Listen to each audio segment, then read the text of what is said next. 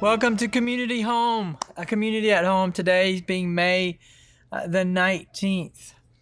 And if you're a part of the desert here where we live in Las Vegas, it's a windy, cool day. So it's kind of nice to have a bit of spring in the air today. This past Sunday, continued our series in the book of Mark. And what I'm going to be doing is over the next couple of months, and maybe just do something, part of our new normal. When I teach something on Sunday and I don't have enough time to go into a specific thing or to go deeper, is to take a few minutes at a community home and kind of look at some things we didn't cover on Sunday. And I want to do that today. I'm going to be reading from Mark chapter 1, starting in verse 29. It says, "After Jesus left the synagogue with James and John, they went to Simon and Andrew's home. Now Simon's mother-in-law was sick in bed with a high fever. They told Jesus about her right away, so he went to her bedside, took her by the hand, and helped her sit up. Then the fever left her, and she prepared a meal for them."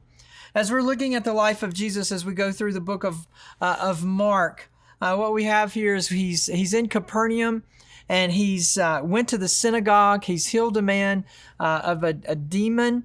They go back to Peter's house, and when we get there, they see that Peter's mother-in-law is sick and has a high fever.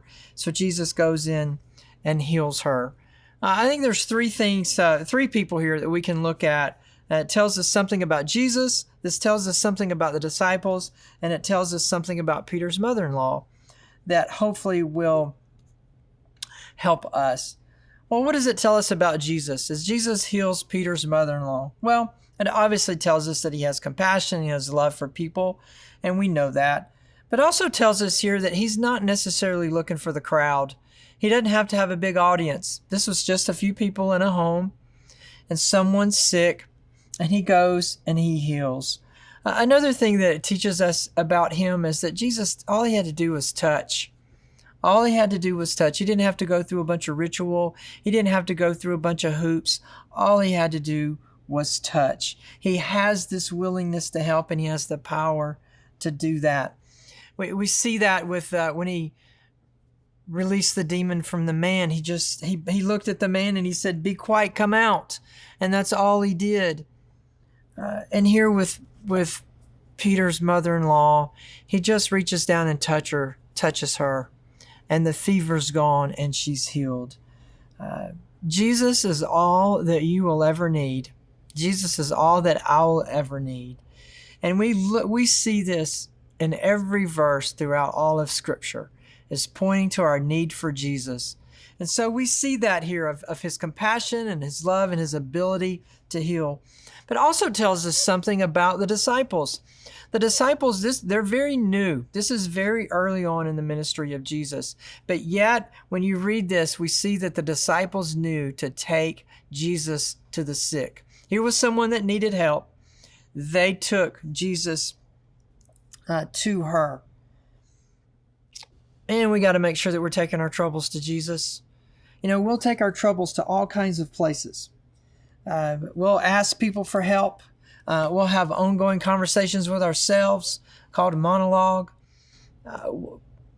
Sometimes we forget to talk to Jesus.